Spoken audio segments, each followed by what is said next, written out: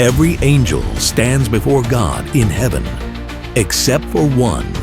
He is the only angel who was given a seat, a throne, a place of power. But here's the twist. He was not always an angel. He was once a man named Enoch, who walked so closely with God that he never tasted death. So what happened to him? Why was he transformed? And why do some call him the Lesser Yahweh? This is one of the greatest mysteries of ancient texts, and today we uncover it.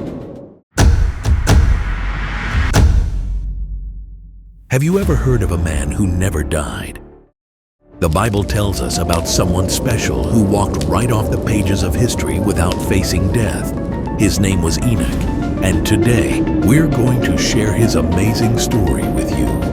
We're about to take you on a journey to discover one of the biggest mysteries in the Bible. And trust us, what we found will make you see heaven and earth in a whole new way. Hidden in the book of Genesis is a tiny mention of a man named Enoch. The Bible gives him just 57 words. That's shorter than most text messages. Isn't that strange? One of the most special people in the Bible gets less space than it takes to write a birthday card. Enoch lived a long time ago, before the great flood that covered the earth. He was the seventh person in the family line from Adam, and he was Methuselah's father. While the Bible tells long stories about Noah and his ark, or Abraham and his journey, poor Enoch barely gets a paragraph. The Bible simply says, Enoch walked with God. What does that mean? It doesn't just mean Enoch took walks with God.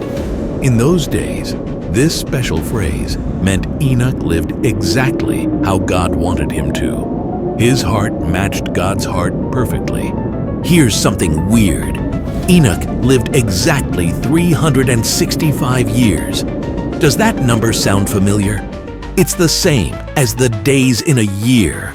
This isn't just a coincidence. It hints that Enoch's life was connected to the way God designed the heavens. Then comes the most amazing part. The Bible says, he was not, for God took him. No funeral, no grave, no death at all. Besides Elijah, much later, Enoch is the only person in a whole Bible who didn't die. God just took him away. But this disappearance wasn't the end of Enoch's story. It was just the beginning. While most people's stories end when they die, Enoch's story was just getting started. His disappearance wasn't just a mystery. It was the first step in an amazing change. Now, you might be wondering, where exactly did God take Enoch? What happened after he vanished? The Bible stays quiet about these questions. But ancient books tell a much bigger story that will leave you speechless. We must continue this journey together because what happens next reveals secrets about heaven that few have ever known. Without knowing what happened during Enoch's heavenly journey, we can't possibly understand who he became or why his story matters so much for us today. Before we reveal how this powerful angel connects to Christian beliefs, we need to know you're ready for this sacred knowledge. The ancient divine wisdom should only be shared with prepared hearts and minds. Science shows we learn better when we declare our readiness to receive new information. Type, "I am enlightened," in the comments below. Then continue watching. This simple act shows you're ready to discover the hidden connections between this powerful angel and Christian traditions that few have ever understood.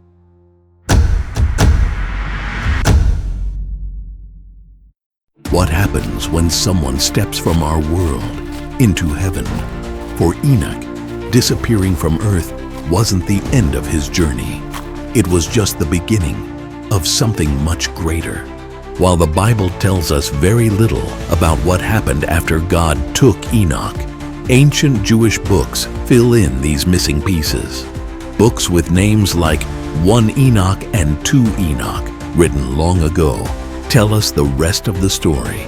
Let's follow Enoch as he travels through not just one heaven, but many heavens, each one more beautiful and scary than the one before. These old stories tell us that Enoch, still a human man, went through places no person was ever supposed to see. In one book called One Enoch, or Ethiopic Enoch, we see Enoch traveling through the sky where he watches God judge bad angels. These angels, called Watchers, had left heaven to marry human women. Enoch became the messenger between these fallen angels and God, a human speaking for God. The journey gets even more amazing in another book called To Enoch, or Slavonic Enoch. Here, Enoch passes through 7 different heavens. Each heaven had special wonders, different kinds of angels, amazing powers, and holy mysteries that human eyes were never meant to see. Can you imagine standing before the Creator of everything? That's exactly what happens to Enoch at the highest heaven. There, at the very top of all the heavens, Enoch stands face to face with God Himself, sitting on His throne of glory. During this special meeting, God shows Enoch secrets about the universe, how everything began, how the stars and planets move in their paths, and how all people will face judgment someday. Enoch learns things no human had ever known before. But the best part is still coming. According to these ancient stories, Enoch doesn't just visit heaven as a guest. No, he becomes part of heaven itself. His journey reaches its high point when something completely unexpected happens. Enoch changes into one of the mightiest angels ever created, an angel named Metatron. This wasn't just getting a new name or a new job. It was a complete change into a being of amazing power. Enoch the man was gone, and in his place stood Metatron, the mighty angel. But this special change was only the beginning of an even more amazing story. Without understanding what Metatron became and the power he received, we can't understand why his very existence caused such big problems in heaven. Now, we'll show you how this former human received something no other angel ever had. A body made of fire, wings that stretched across the universe, and eyes that could see everything at once. The man who once walked on earth was about to become something beyond imagination.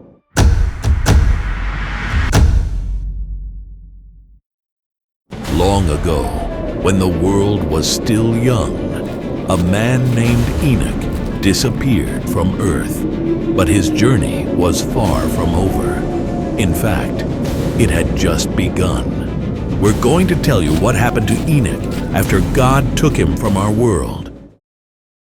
This story comes from an ancient text called the Third Book of Enoch, where a holy man named Rabbi Ishmael had an amazing vision. In this vision, Rabbi Ishmael traveled up to heaven, where he met a mighty angel named Metatron. The angel shined brighter than the sun, and then Metatron shared a secret that left Rabbi Ishmael speechless. I was once Enoch, the son of Jared, who walked the earth. How could a human become such a powerful angel? The answer lies in what happened when Enoch first arrived in heaven. God looked at Enoch with love and spoke words that changed everything. Let Enoch be clothed with my glory.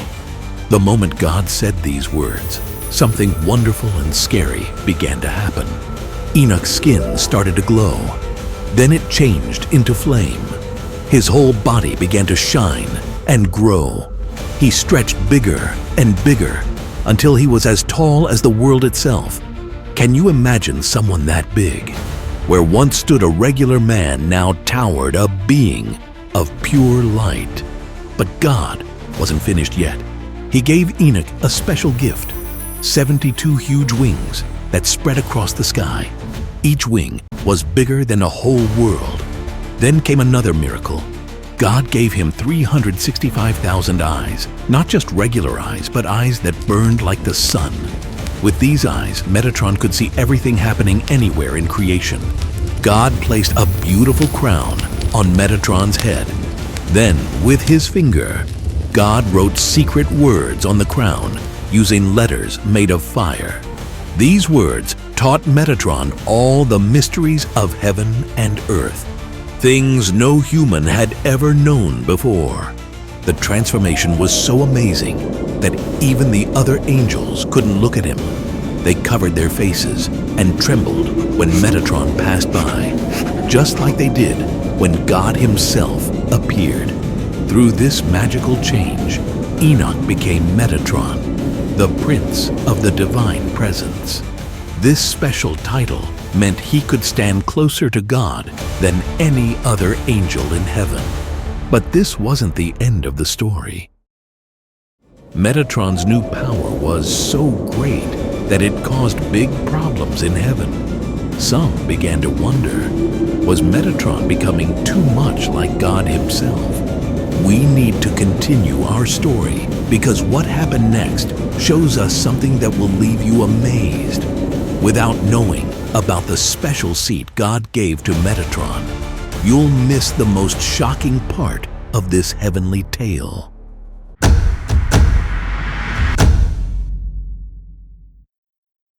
In the courts of heaven, there's one rule that never changes.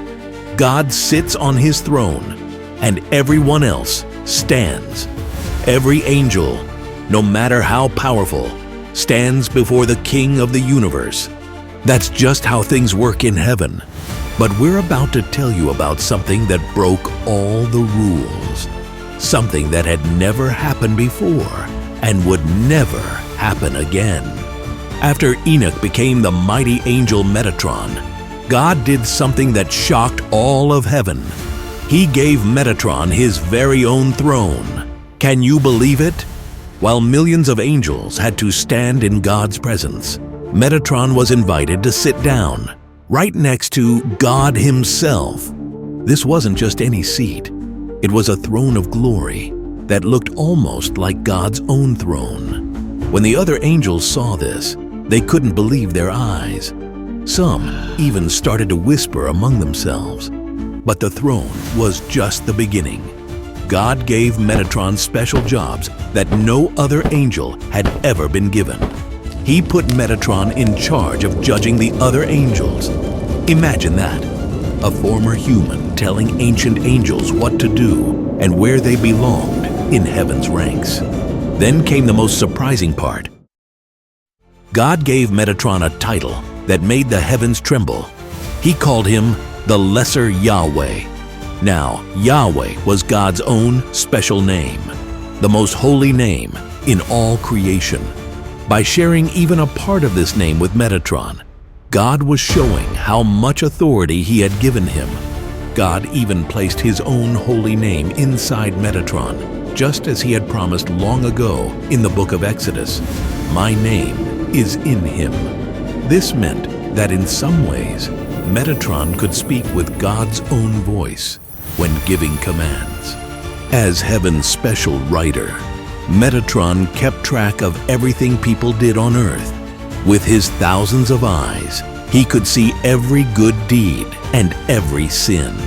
He wrote them all down in a special book called the Book of Life. Metatron's seat beside God made him different from every other angel ever created. While they all stood, he sat. While they served, he helped rule. He wasn't God, not even close, but he reflected God's glory in a way no other being ever had. But this special position soon led to big trouble. One day, a holy man named Elisha ben Abiah had a vision of heaven. When he saw Metatron sitting on a throne next to God, he cried out words that would rock the foundations of heaven itself. We must hear what happened next, because without knowing about the punishment that fell on Metatron, we'll never understand the true limits of angelic power, or how God protects his unique place as the one true ruler of all creation.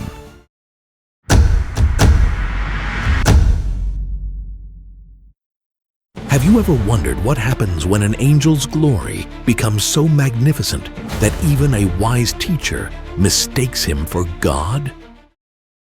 We're about to explain one incident that shook the heavens themselves.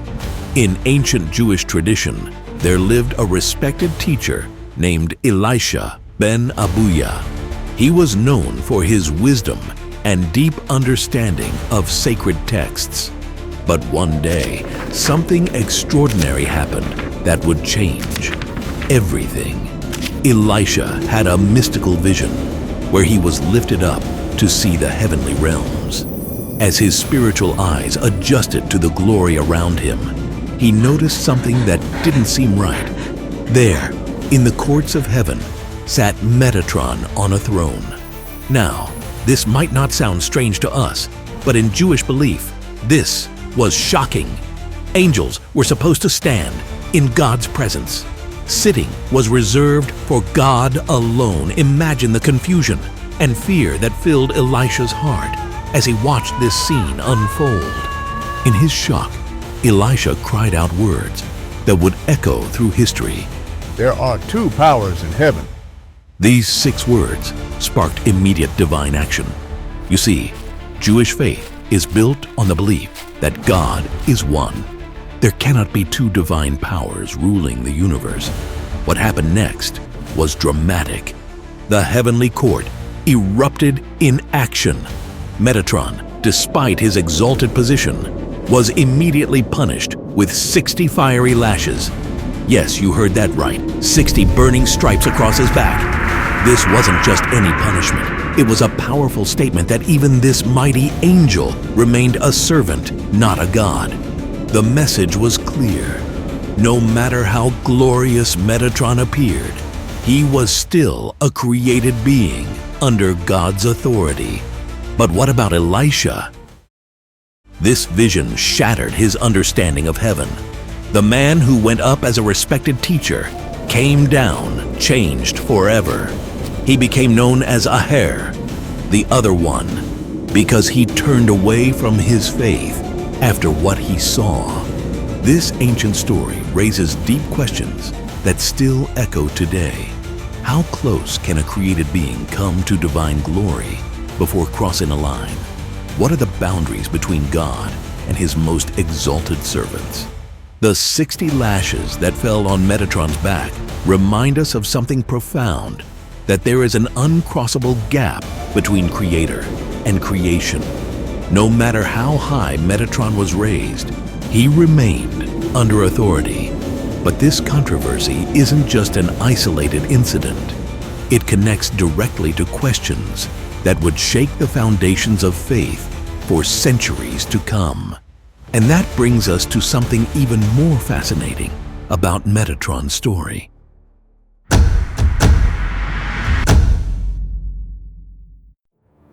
We've seen how Metatron's seated position caused such controversy in heaven. But what if we told you this ancient figure shares striking similarities with how early Christians understood Jesus? The connection might surprise you.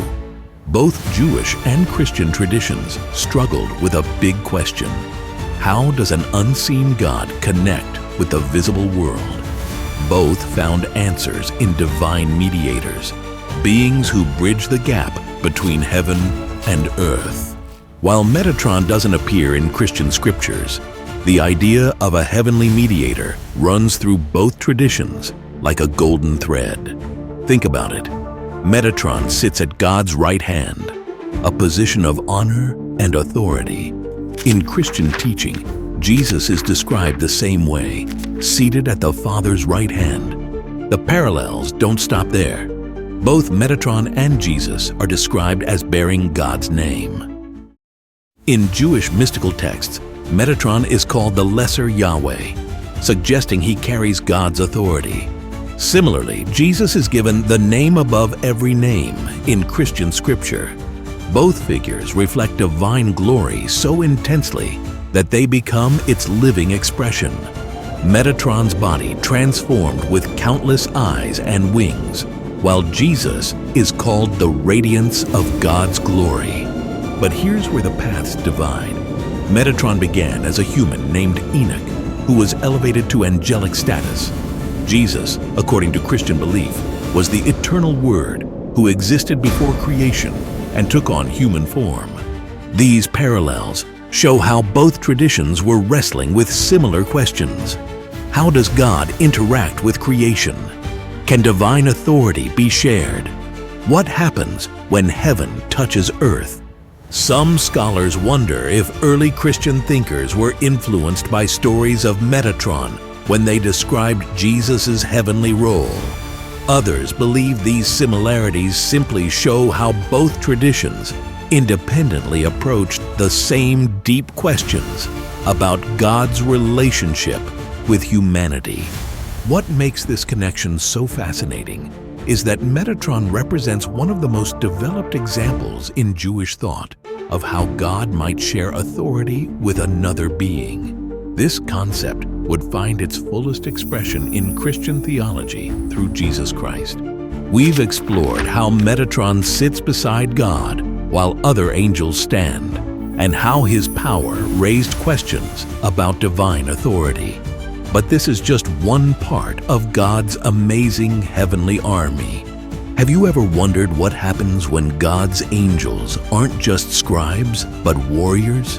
What happens when heaven's power is unleashed against enemies? Imagine an entire army, 185,000 strong, ready for battle. Now, imagine them facing not another army, but just one angel of the Lord. What happened next was one of the most stunning displays of heavenly power ever recorded. This wasn't just any victory. This was God showing what happens when His people pray and He sends help from above. If you thought Metatron's story was amazing, this will show you a whole new side of God's angels. Click on the video being displayed on your screen right now to see how prayers do work and can create miracles.